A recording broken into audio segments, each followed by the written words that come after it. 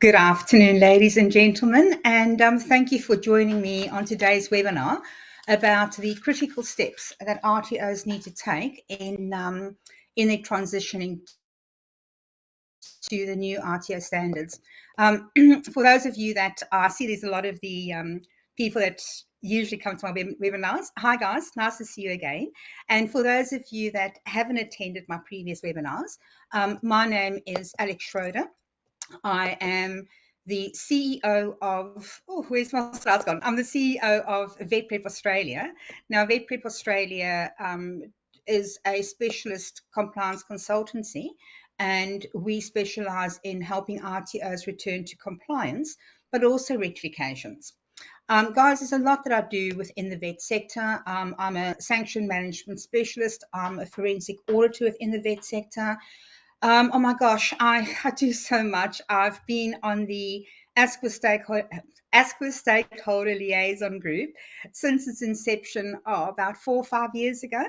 I also served on the ASQA Queensland on the ASQA Queensland State Committee, and more importantly, the work that I'm really proud of is I developed the Cert 4 in RTO Compliance, the Diploma of RTO Compliance Management, and I've also written a number of non-accredited courses for compliance practitioners, including the Foundations of RTO Compliance and the RTO Standards Unpacked, and a few others. So that's a little bit more about me. If you want to know more about me, I think talking about myself is so incredibly boring. If you want to know anything else about me, feel free to go hop on LinkedIn and by all means go look at my profile, stalk me on LinkedIn. I really don't mind. Before we start today's webinar, before we go into today's topic, a few housekeeping items. In the event that we do not have time to get to a Q&A session, I'm going to really try and make time for Q&A, but if we don't get there, please email your questions to info@arcp.edu.au. Similarly, if you have questions after the webinar and you think to yourself, damn, I should have asked them during the Q&A session, email your questions to info@arcp.edu.au. And what will happen is the ARCP team will forward your emails onto me. Now, sometimes, I'll try and get to everybody's email questions. And sometimes it's just easier for me to pick up the phone and chat with you about your question than trying to email you. However, if it's 11 o'clock at night, I promise I won't pick up the phone to call you. In that case, obviously, I'll email you. But what's really important is if you do have a question, please make sure that you include your mobile number in your email. And that way, if I do find that it's just going to be easier for us and more beneficial for you if I just give you a quick call, at least I know where to contact you. Guys, we've got our future webinar topics. If you want to have a look at them during the next week or so, you'll find them on the ARCP website. Now, I know that as of this morning, the future webinar topics were not on the ARCP website yet, but they absolutely will be next week. ARCP also offers libraries of recordings, resources, etc. We are running some masterclasses in 2025. And your certificate of attendance to this webinar will be issued to you within the next 48 hours. That's 48 working hours. We've got a long weekend coming up tomorrow. Quick one for you. I just want to have a quick chat with you on what ASQA is currently doing with their audits and their regulatory activities. With the federal election coming up in May, ASQA, like almost all other government agencies, they have gone into caretaker mode. And what that means is they're literally just overseeing what we're doing. However, they're not doing any major regulatory activities at the moment because obviously they need to wait to see which government is going to come in power after the elections and what they need to do from there on. Apart from that, I believe there's a few things happening in ASQA at the moment, and I'm not going to go and share too much of that with you because I'm not at liberty to. However, from everything that is happening behind the scenes, I do believe that we are most likely going to see a new look to ASQA after the election. So I'm looking at, or I suspect that we're going to see the way that they approach their regulatory activities is going to be a lot different. And the one takeaway for you from that is now is, or once they have sort of reshaped, and once they've changed their approach to their regulatory activities, it's going to be absolutely crucial for your RTO to be compliant at all times. And of course, in that vein, it will be more important than ever before to get your internal audits done, to do your internal audits regularly, and to make sure, like I said, that you are always compliant, because I do predict that our landscape is going to change. At the end of this webinar, another quick housekeeping matter, you will be receiving an email within the next 48 hours that will be titled, "Thank you for attending," and then the name of today's webinar, which is Critical Steps in Transition to the 25 Standards. You will see that the email will be sent from customer care at GoToWebinar, and in the email, there'll be a button that says My Certificate. You need to click on that button to download your certificate. If for any reason you do not get your email, please, at first instance, go look at your spam folder. And if it isn't there, please contact the ARCP team, and they will manually issue you an attendance certificate. Okay, so now that we've got all that boring housekeeping stuff out of the way, let's have a look at today's webinar, and let's have a look at what we are looking at today. So we're looking at today at the steps that RTOs need to take to transition successfully and compliantly to the 2025 standards. Now, the reason why this came up, I was asked to speak at a networking event for compliance consultants a couple of weeks ago. And after I did the my presentation, when I was chatting with the compliance consultants and also just looking at the questions that came from the presentation I did at the networking event, it dawned on me that there is one very, very, very critical transitioning step that no one is talking about. And when I was chatting to the compliance consultants, I was asking them about how they are helping their clients prepare for the transition. And I was absolutely dumbfounded that nobody, and I'm literally speaking about, it was quite a large networking event, so I'm speaking about a large number of compliance consultants, nobody was actually speaking about or seemed to have an idea of what a successful and compliant transition to the 2025 standards will look like or needs to look like. And that's when I thought to myself, you know what, if the other compliance consultants out there are not preparing their clients for the transition, well, somebody needs to. So let's have a look at what these critical steps are to get ready for your transition, or to get ready for your transition to the 25 standards. There's a few things that you as an RTO absolutely need to do. You need to plan your transition, and the planning of your transition is going to have, or needs to have, a few steps to it as well.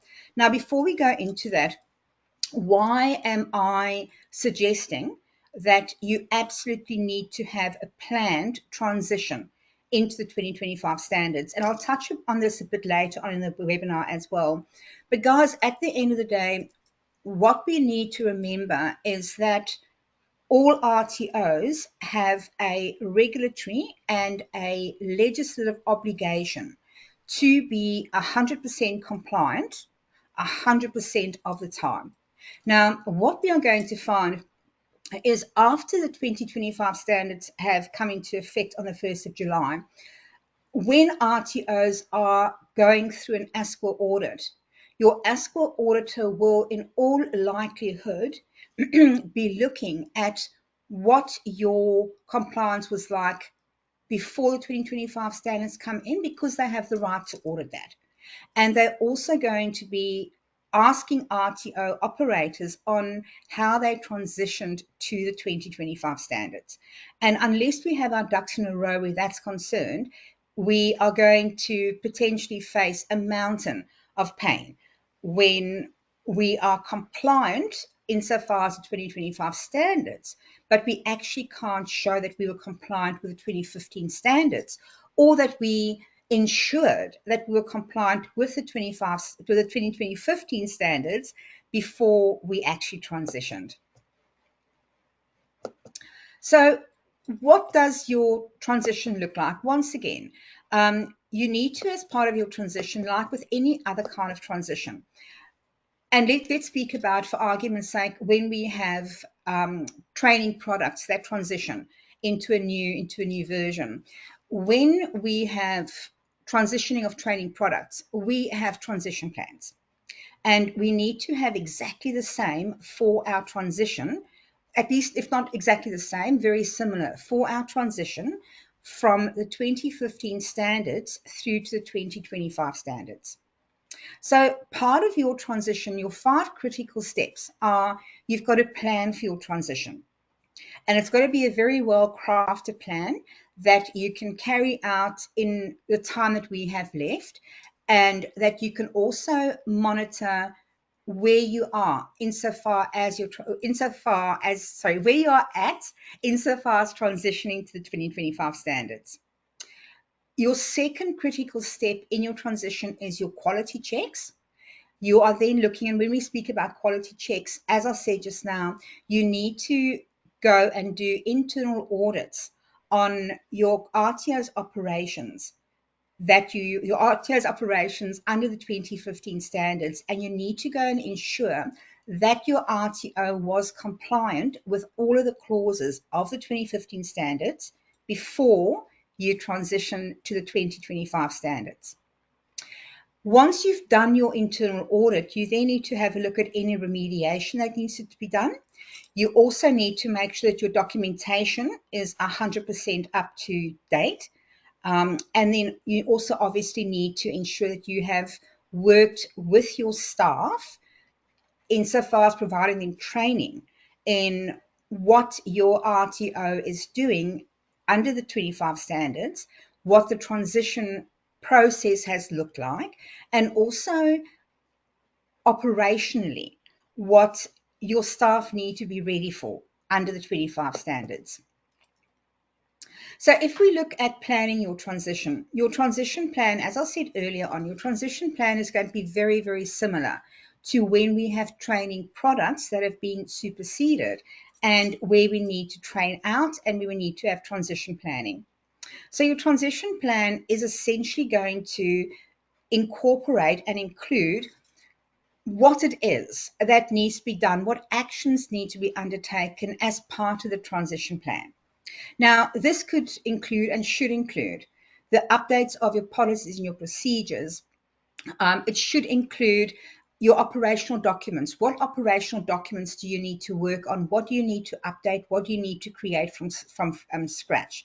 You need to be looking at your marketing materials, and that obviously includes your website as well.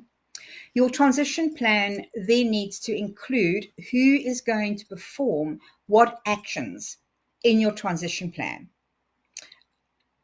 when these actions need to be started and when they need to be completed by, and then who is going to be doing the final check to ensure that the transition plan and that the actions within the transition plan have actually been carried out, and that they have actually been carried out in a compliant way.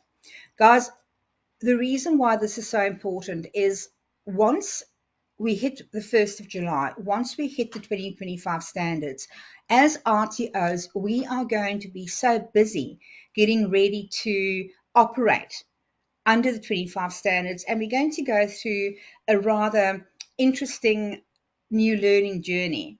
The last thing you want to be doing is still thinking about or be concerned about the level of compliance of your operations under the 2015 standards. Now, I had a very interesting discussion with another compliance consultant the other day where they said to me, ASQA is never going to come in and they're not going to ask RTOs about their performance under the 2015 standards. And when the compliance consultant made that comment, I was like, are you kidding me? Because remember that when you go through a regulatory audit, they look at a minimum. Their starting point is they look at your operations over the last 12 months. Now, if your RTO has an audit anytime between the 30th of June 2026, you need, sorry, let me get my timeline straight. If your RTO goes through a regulatory audit anytime before the 30th of June 2026, you need to be ready to demonstrate that your RTO was compliant under the 2015 standards as well as the 2025 standards. And the last thing any of us want is none of us want to be in a position where we have embraced the 2025 standards that well, and we've implemented the new standards that well, and we are compliant, where operations are compliant with the 2025 standards, but then suddenly we have non-compliances or historic non-compliances with the 2015 standards. It's going to be fairly sad if for any RTO, disheartening, I think is a better word, if we do find ourselves in that position. So going back to the planning and your planning, your transition plan, as I said earlier on, must include your policies, your procedures, making sure that they are up to date, making sure that they've been adjusted for or to meet the requirements of the 2025 standards. But remember, in the 25 standards, there are also new requirements that were not there under the 2015 standards. And when I speak about new requirements, I'm speaking about the new requirement that all assessment tools must be validated pre-implementation. Excuse me one sec, guys. Oh, my apologies. I felt this massive cough come up. So policies, once again, policies and procedures that are new, that we are going to have to develop and then implement are things like, and this isn't an exclusive list, this is merely examples, but we're looking at policies and procedures like your new validation policies and procedures. Once again, remember that as of the 1st of July, all of your assessment tools must be validated before they are implemented. Apart from if you are a TAE provider and you have a few different, or you've got an extra hoop to jump through as well. But let's talk for a sec about the pre-implementation validation. Personally, I think the pre-implementation validation is a fantastic idea. And for those of us that have been in the sector and working in compliance for yonks, like I have, you'll remember that post or pre-2015 standards, I think that were 2012 standards, there was a requirement that assessment tools had to be validated before you actually use them. And then for some strange reason, which I've never wrapped my head around, when the 2015 standards came out, they decided to do away with it. And it never made sense to me. And I've been advocating for pre-implementation validations since the 2015 standards were published, because the reason why it's so important to do pre-implementation validation is so that your RTO is assured that the assessment tools that you are about to release to your learners to go and do the assessments on, that they are compliant as a starting point. We are also looking, you'll have to have policies and procedures around the new wellness requirement. around the new inclusion and diversity requirements. There are the new requirements regarding validated credentials. So as you go through the RTO standards, the 2025 RTO standards, you need to be aware that there are new requirements that the 2025 standards have brought in, and your P&Ps need to be ready for them. You're also going to have to, in your transition plan, you're going to have to include things like your operational documents, your marketing materials, your website. Is your website up to date? And does everything on your website meet the requirements of the 2025 standards? You've got admin forms to look at, updates to existing forms. Do your enrollment forms need to be updated? Do you need to go and create new forms and templates? You need to be aware of that, and you need to allow for those updates or new development in your transition planning as well. Big thing also is your workforce development plans. You need to make sure that your RTO does actually have workforce development plans, i.e., you'll recall that the 25 standards have got a new requirement called workforce management. And what that requirement means is that RTOs now need to ensure, or as of the 1st of July, need to ensure that all of their staff members are skilled in the job roles that they perform.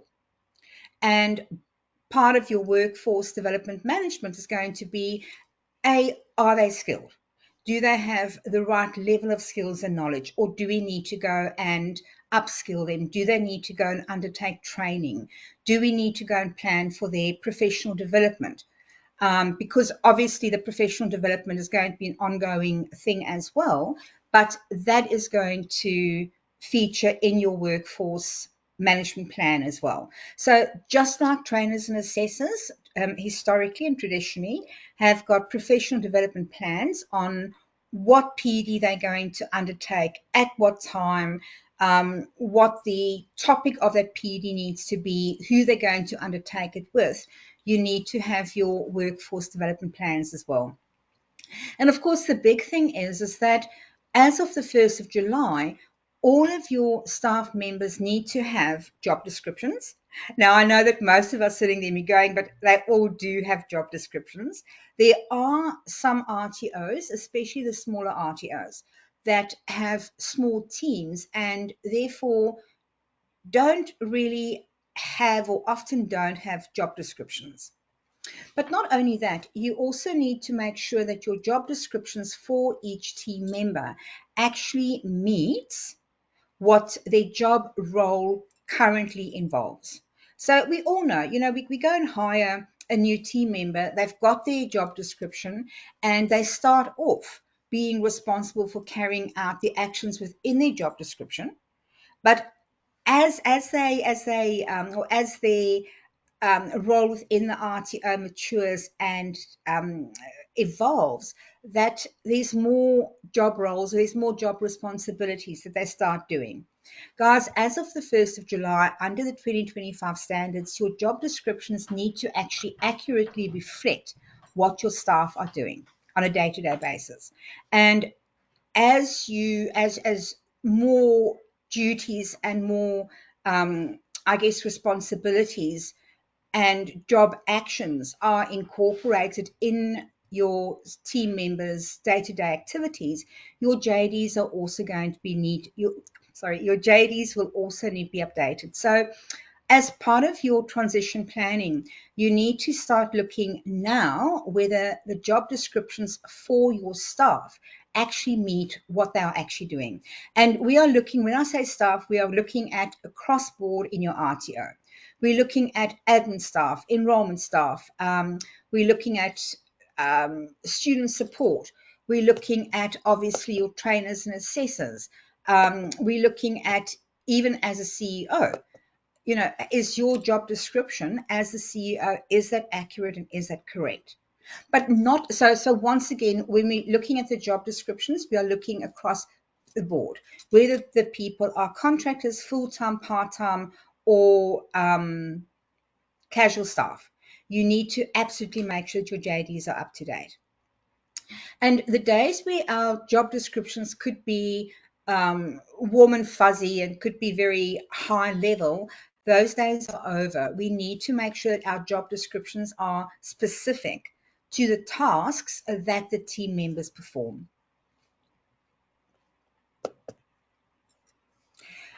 You then need to do your quality checks. And remember, I said earlier on that it's going to be crucial that you do your internal audit of your RTO's operations from the 1st of July until the 1st of July 2024 to the 1st of I'm going to try that one more time. I'm so sorry. When you do your internal audit, you need to have a look at your RTO's operations from the 1st of July 2024 through to the 30th of June 2025.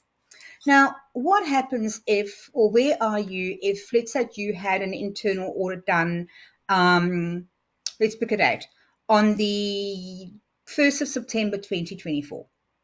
Does that suffice? Strictly speaking, you really should go and do your internal audit for the entire period of the 1st of July 24 through to the 30th of June 25, because remember that depending who your internal auditor was, and I'm going to assume that we all use our compliance consultants for our internal audits. Not every RTO requires their compliance consultant to conduct a full audit every single time that they do an internal audit. And not all compliance consultants recommend to their RTO clients that they do a full internal audit when they do the auditing. So let's say, for argument's sake, that you had your last audit on the 1st of September 2024. And let's even assume that your audit that was conducted 1st of September was a full audit. You still need to conduct another full audit, because how do you know and how do you ensure that your operations were 100% compliant from the 2nd of September through 2nd of September 24 through to the 30th of June 2025. Guys, I cannot stress enough that this internal audit that you do before was part of your transition to the 25 standards is absolutely crucial. It is really important when you do your full internal audit, do yourself a favor, get your compliance consultant in to come and do it. I know that in a number of RTOs, their standard practice is that the compliance team will undertake internal audits. But when you are looking at an internal audit that is as critical as your transitioning audit is going to be, it is really important to get your compliance consultant to do it. Because when your compliance team undertake the audit, they are literally reviewing their own work. And we all know that reviewing your own work can sometimes be so difficult, and you can almost be blinded by knowing what went into the work, knowing what you did, and working under the assumption that the work was good, the work was compliant, etc. There is nothing as valuable to an RTO, or very little as valuable to an RTO, as having your compliance consultant come in and doing an internal audit for you, because remember, you're also getting the unbiased review. From the vet prep side, we started doing our internal audits for our clients for probably the last 3 or 4 weeks, and we have made it, we've shared with our RTO clients that it's absolutely vital that regardless of when your last ASQA audit was, or your last state funding body audit was, or your last internal audit was, it's absolutely crucial that you undertake or undergo another internal audit that will take you through, if not from the 1st of July 2024 through to the 30th of June 25, at least from the date of your last audit. Now, speaking about obviously a regulatory audit, through until the 30th of June. Once you've done your internal audit, and you've identified that there were areas of non-compliance, you then need to start your remediation. And obviously, your remediation, you're going to have your remediation plan, how the remediation actions are going to be executed. And then at the end of that, once you've done your remediations, you then want your compliance consultant to come in and do another audit, even if the audit only covers the remediation actions that you've taken. Now, guys, if the internal audit that you have done as part of your transition, if that does come up with areas for continuous improvement, there's no need for your RTO to then go into remediation mode. I mean, you can if you want to, but remember that continuous improvement or opportunities for continuous improvement does not necessarily mean that there were non-compliances. Opportunities for continuous improvement is all about, hey, during the audit, we saw X, Y, Z, and we can be doing it better in the future.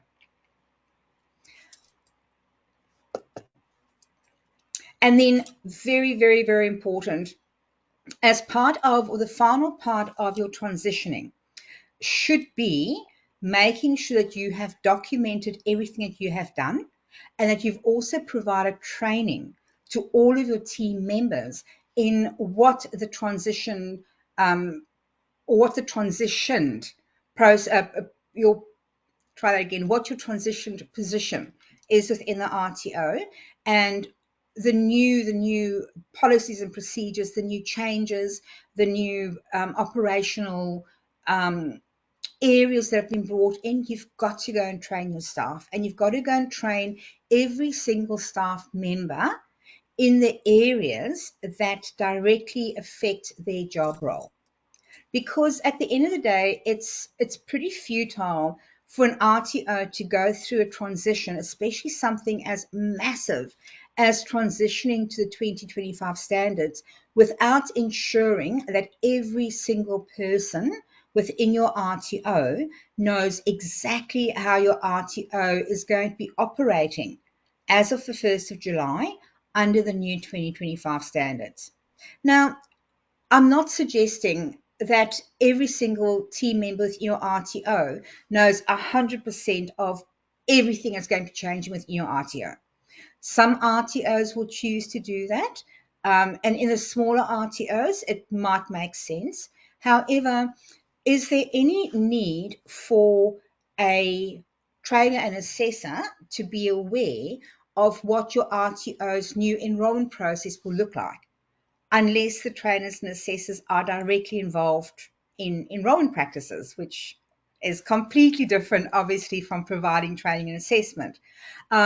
Similarly, your admin people need to obviously be aware, and they need to be trained in what operationally, what they are going to need to do, and the changes that are going to be needed in their job roles. However, do they really need to know how things or what things have changed the trainers and assessors? Or do your admin people need to know the new rules around validations and validator credentials, unless that admin person is also involved in planning validations? So what I'm really stressing here is that there is no need for your RTO to go and train every single person across every single operational area that your RTO carries out across the full 2025 standards, unless those people are actually actively involved in carrying out the activities that you are training them in. Coming back, so just a thought: the team members that you most likely want to be, or the team members that would be involved in the transition planning and training, or in the training of the transition processes, would be your admin teams, your enrollment team, student support team, your trainers and assessors, your management team. And for those RTOs that are bigger and that have different departments and different, well, team departments, obviously that's just the starting point to the list. And guys, also do not forget to actually document what the staff training that you have provided, because come your next audit, you will in all likelihood be asked to provide documentary evidence of what training you delivered, who you delivered the training to, when the training was delivered, and also what your follow-up was after the training, to ensure that the team members that were trained, that they actually took away with them the knowledge that they needed to from the training. So you need to factor that in as well. One of the things that I want to share with you very, very quickly is you would have seen, as you came into the webinar, you would have seen the slide here. We have had tremendous feedback, or overwhelming feedback from the sector, that the ASQA practice guides that were released are not that clear. And some people have said to me, hey, they're not as helpful, and that they've actually caused more confusion than what RTOs right now need going into the 2025 standards. And I've had a number of RTOs ask me if I can go and develop something that RTOs can actually use, and so sorry, that RTOs can actually use and just have there as to help them familiarize themselves with what the practice guides really mean. So in line with that, I've developed a short non-accredited course called the Practical Guide to the Practice Guides. Yeah, I know it's a catchy title. Thanks to our operational team, they my initial title was far more dorky than this, and I must say I like the title, the Practical Guide to the Practice Guides. So, guys, it's a practical guide, and what we've done is we've literally taken every single practice guide that ASQA published. We had a look at the requirements of the standards, of the various standards that are addressed in the practice guides. We've then taken, I've then taken ASQA's publication. I've looked at what they have suggested on how RTOs can demonstrate that they are actually compliant with that standard. And I've then gone and I've clarified a lot of it, and I've expanded on a lot of it. And to me, it was really important to do that, because back in, I think it was November last year, the stakeholder liaison group, we all got together with ASQA in their Melbourne head office, with their Melbourne office, and we literally spent a day working with the ASQA team, looking at the 2025 standards and unpacking, what those standards mean, and ways that RTOs can go and evidence that they are meeting those standards, but also operational processes that RTOs can put in place to be able to meet the new standards. And frankly, the stuff that came out of that, and out of that brainstorm day, was a lot more than, and I'm treading here on thin ice, and I'm choosing my words with care very deliberately, but what the SRG members and the ASQA team came up with on that day in November in Melbourne, and what have been produced in the practice guides, the practice guides are remarkably more condensed than what the brainstorming day came up with. And I can fully appreciate that if ASQA had gone and if they had taken everything that was workshopped that day and put them into practice guides, the documents that they released would have been probably very similar to the practical guide to the practice guides that I've written.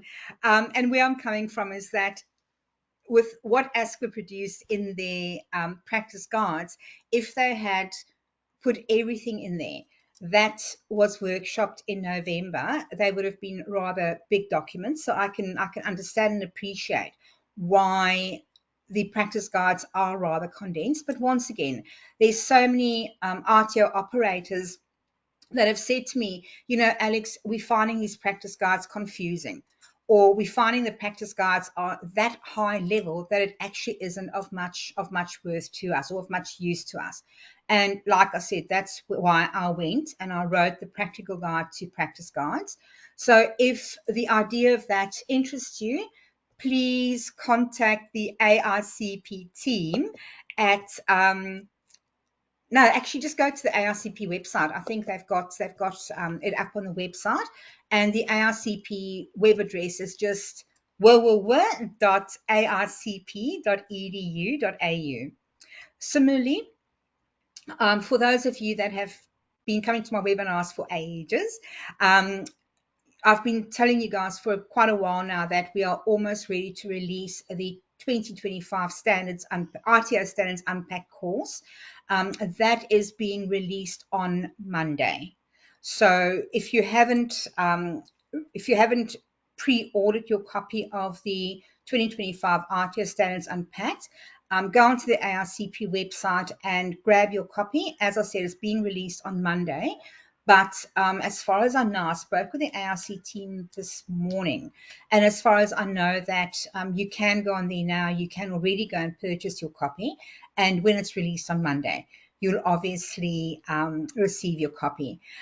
You'll also find on the AICP website that there are templates and checklists and all things like that that we've developed and that will potentially help your RTO with adjusting to the 2025 standards.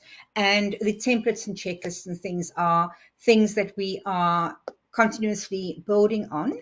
And certainly there's a list, oh gosh, as long as my arm, of templates and checklists, etc., that AICP has asked if I can go and develop for them. But that sounds very, very much like sales talk. And you guys know that I loathe the idea of people trying to do sales during a webinar. I think it's so incredibly 1990s. So with that in mind, I'm going to go and I see if we've got some questions in the question section here. Oh, Grant, you've just said that the course isn't listed on the AICP website yet. Grant, thanks for that. I will, as soon as we're finished here, I will get through to AICP immediately. I'll ask them to please go and list it, and I will make sure that it is, well, I'll do my best to ensure that it's there before close of business today. How does that sound? No worries, you're welcome. I'm going to pronounce this name incorrectly. Please bear with me, be kind. Nikita, you asked, is this recording to be sent out to us?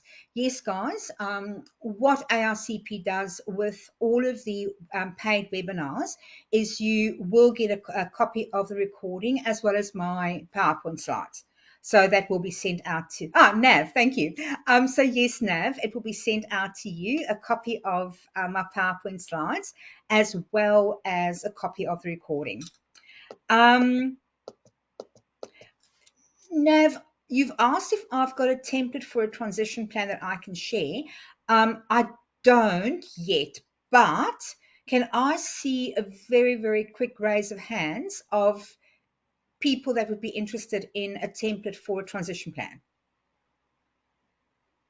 Guys, I'm convinced, not a worry. What I'm going to do is I will sit down this afternoon and I will go and create a template for a transition plan.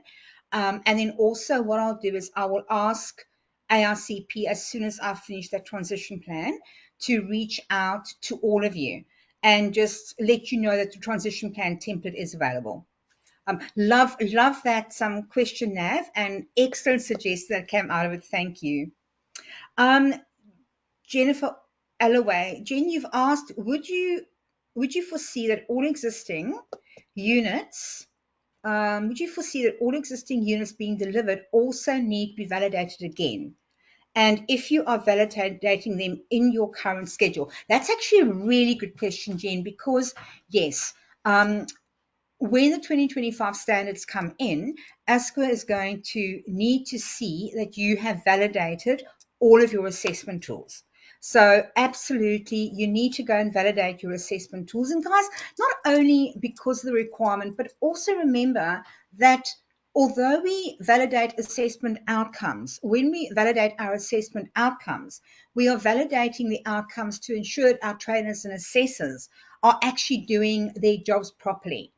But unless we've actually got valid assessment tools to start off with, if we go and if our learners use assessment tools that are not valid, even if they ace the assessment, there is no way that a learner can evidence their competency across every requirement of the unit of competency or the qualification on non-compliant assessment tools.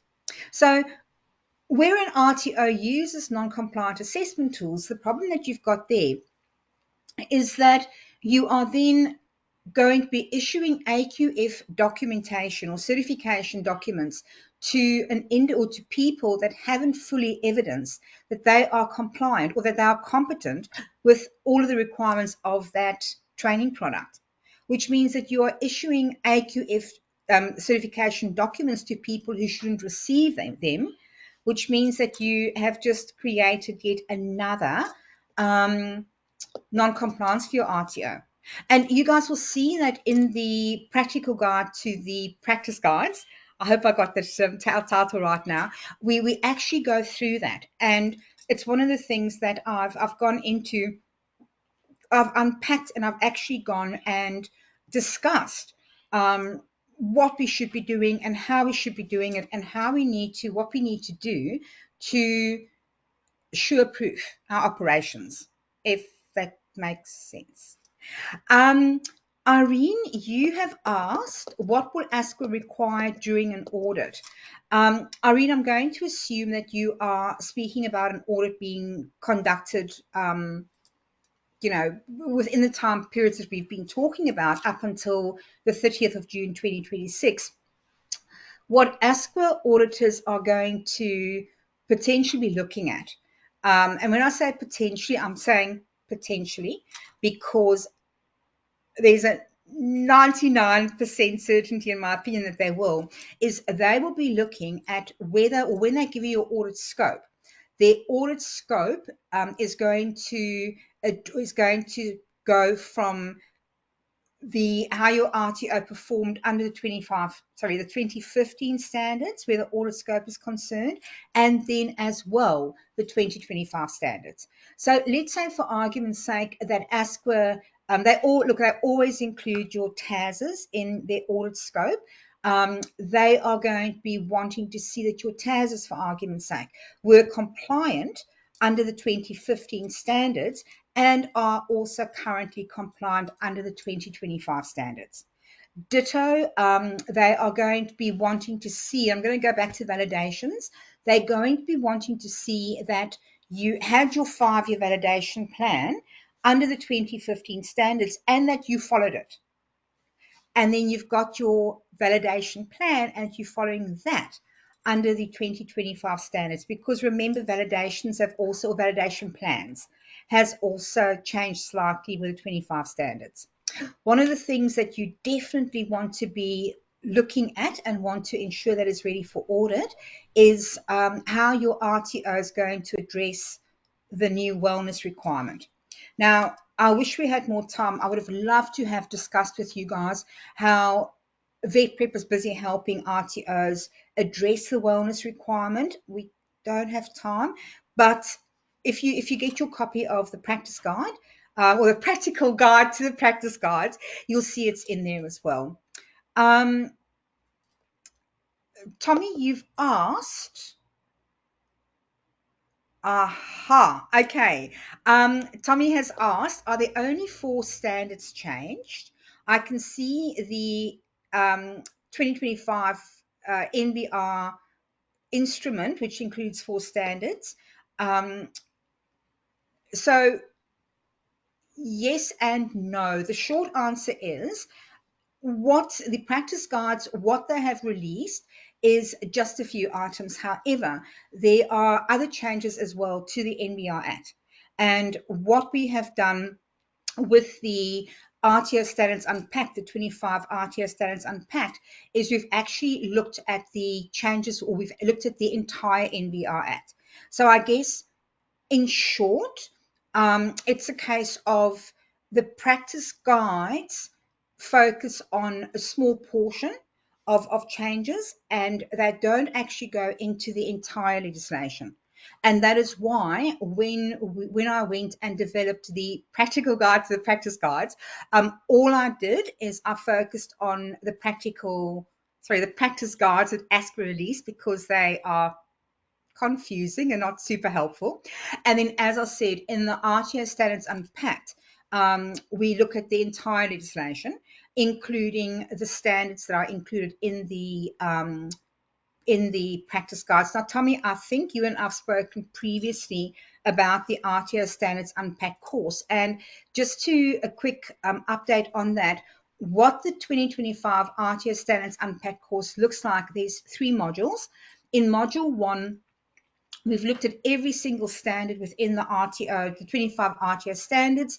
We have, and for those guys that know me, you'll know that I'm a lawyer. So anything, I'm a bit of a law nerd. Thanks for going to law school.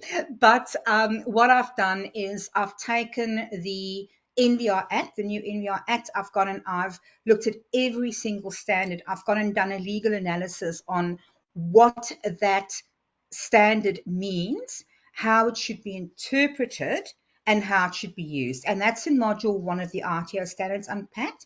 In module 2 of the RTO Standards Unpacked, Tommy, I've then taken it one step further. And all of these new standards I've then, I discussed with you guys on, I discussed with you on how these new standards ought to be included or incorporated within your RTO's compliance system.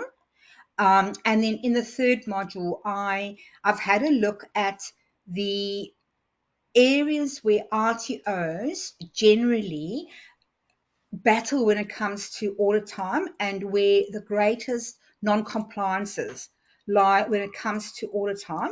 And I've unpacked those, and I've gone and discussed how to avoid them. And if you are non-compliant with, for argument's sake, let's say for argument's sake, your TAS is non-compliant, I've then gone and discussed how to actually rectify it, and how to remediate, and how to then go and create a compliant TAS. And guys, the TAS isn't just the only one. It is, I've literally just gone through the most common non-compliances. Now, I'm just having a look. I've got some, there we go. So I've got Tommy's question. Guys, I had a whole range of questions. There we go. It's back.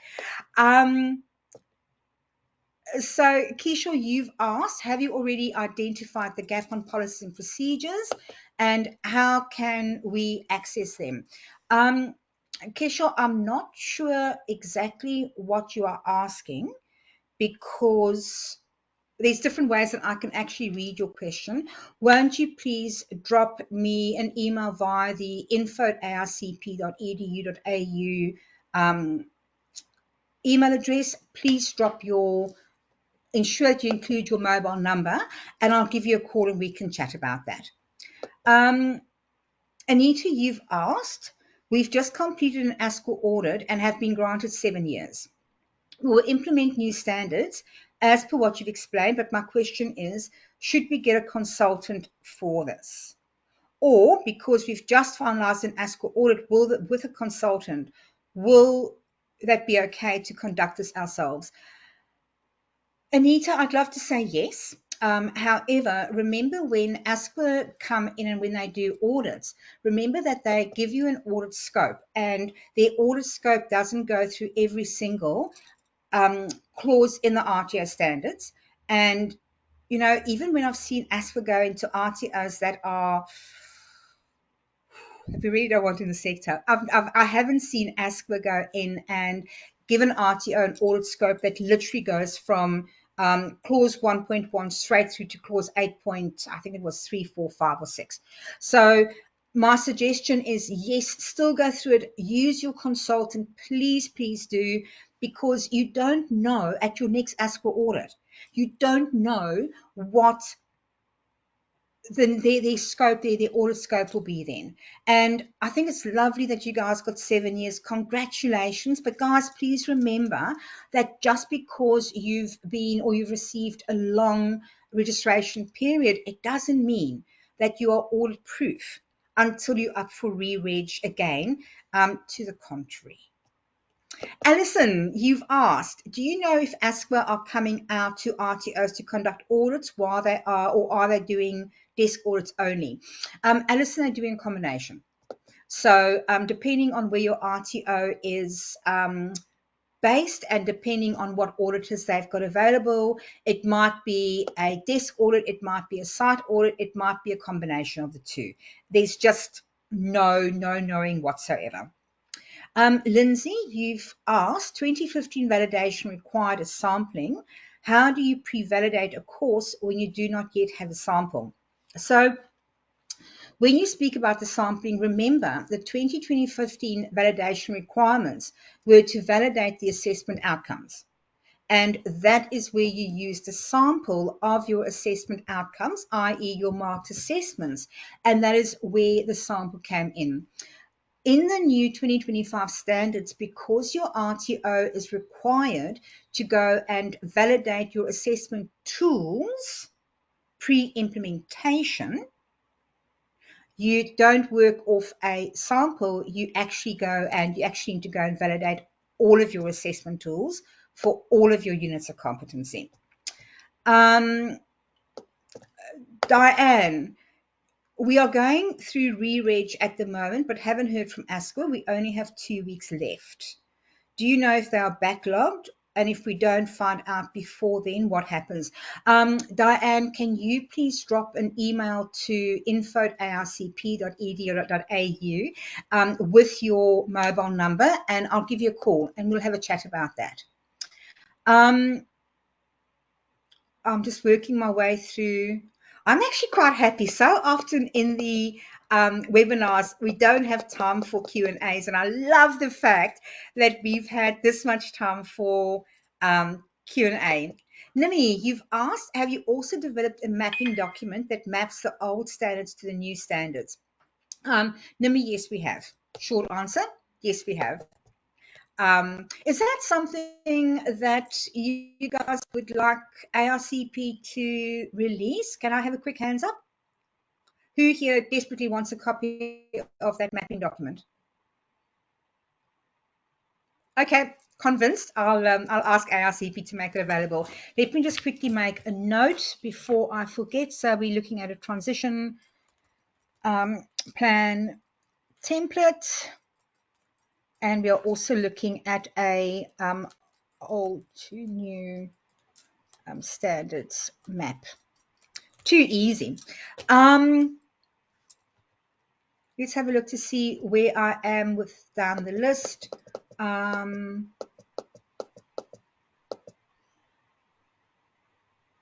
Alison, I've answered yours. Nav, Nimi, Jen. Okay, Jen, you've asked, what are your thoughts on using an AI-based platform such as Prickly 2 Suite for pre-validation? At the moment, I am actively involved with another organization that is also doing AI-based pre-validations. And guys, to give you an idea, this company has an IT and AI development, or they've got an IT and AI development of 6 people. So far, they have spent, I think it is coming on to about $900,000 in building their AI system. And we are still experiencing issues with what AI can actually detect when it comes to validations. And to give you an idea, look, I mean, I think that what Vanessa did with prickly to sweet was a good idea. However, we have, over time, we have looked at the outcomes that were produced by prickly to sweet for a range of RTO clients of ours, and we have never actually seen a validation result from any AI platform, including prickly to sweet, that has been correct.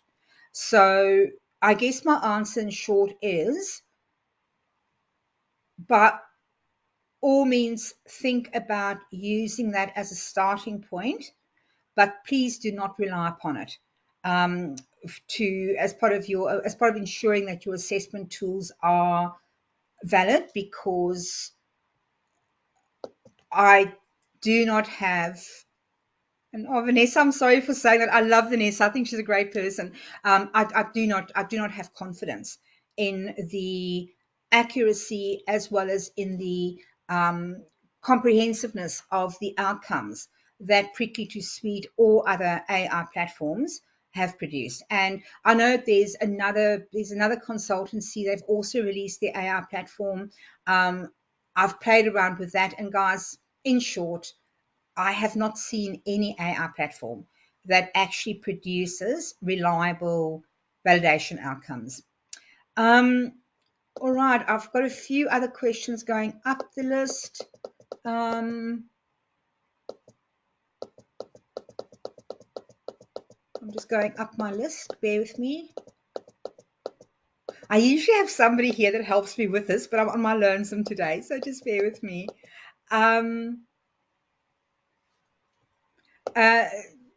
you've asked, do we need to do pre-validations again for the assessment tools we have used in post-validation under the 2015 standards? Once again, remember the 2015 standards required the assessment outcomes to be validated, not the assessment tools.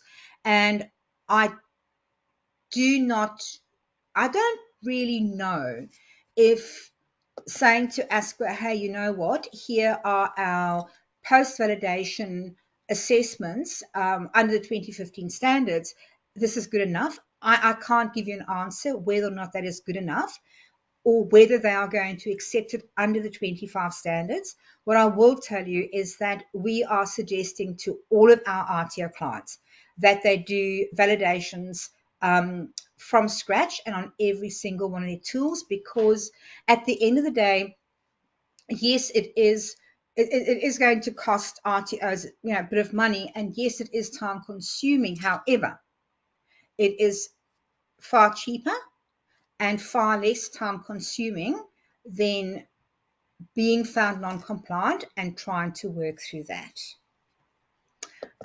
Sarah, I've just started work at a small RTO that has 12 qualifications on scope. We're looking at removing some, but for now, that's what we have. So to confirm, each of these units need to be validated before 1st July.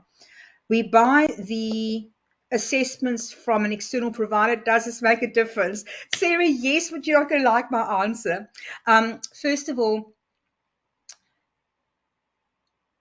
the guys that come to my webinars, and especially those of you that have come to my webinars on buying assessment tools from external providers, you are going to probably laugh or roll your eyes when I repeat myself. Sarah, just because, or the biggest, I do not know of one commercial assessment tool developer whose tools are actually 100% compliant. Not one single one. And I've been in the game now for 20 plus years.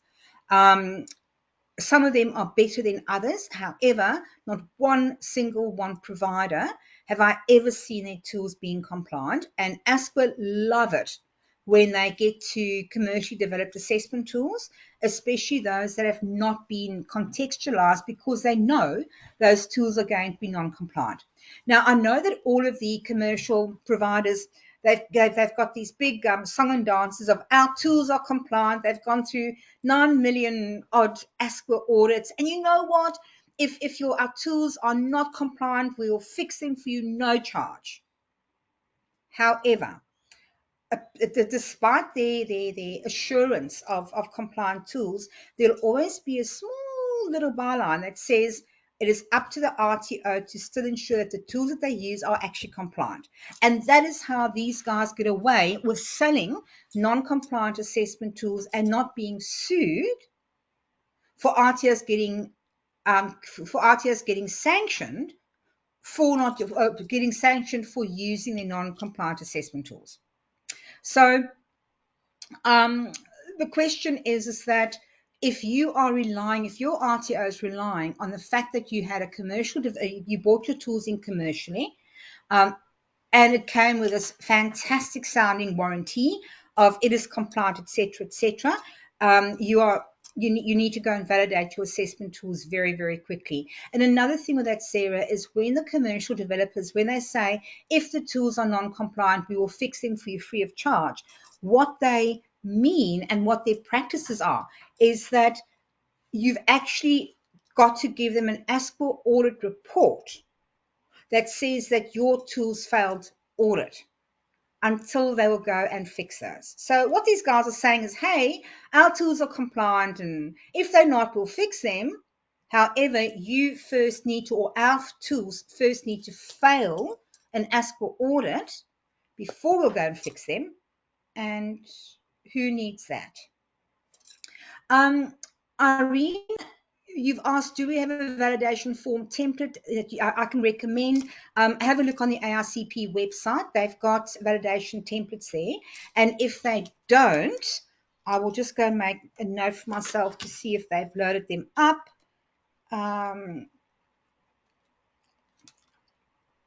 I will, after this webinar, I'll go and check if ARCP has got the validation template on their website. If they don't, they will have it on their website. Let's make it by Tuesday. And I'll also ask ARCP to email all of you guys and say to them, hey, the templates are available. Dean, you've asked, hey, Alex, is your practical guide on your website? Dean, if you go to the ARCP website by this afternoon, you will see that they've actually got the practical guide on their website. And in fact, if I can just be rude for one sec, let me just quickly text them and just ask when it will be uploaded. And I can tell you guys right now. Practical guide on the website. There we go. I've just sent a text and hopefully I'll hear back soon. Jen, you've said it's not there yet. Guys, once again, bear just hang in there for a bit. I'll get hold of Sage. I'll ask her when it'll be up. And as I said, I'll ask her to email all of you guys as soon as the practical guide is up. I'll check about the validation template and also the transition plan and the mapping that we've spoken about.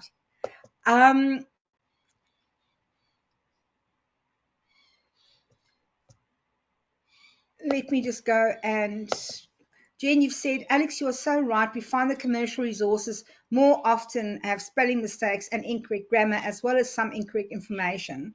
So you have to thoroughly review them and improve them before you can start using them in your RTO. I know it's sad, isn't it? I just want to see if there's anything else that I have not answered. Guys, I can't see what I haven't answered, but please, and also we're out of time now. Please, once again, if I didn't get your question or if you think of anything else after the webinar, be it today, over the weekend, next week, info@arcp.edu.au. Please, don't forget to let me have your mobile number, just in case it will be easier to chat with you than rather try and answer you in an email.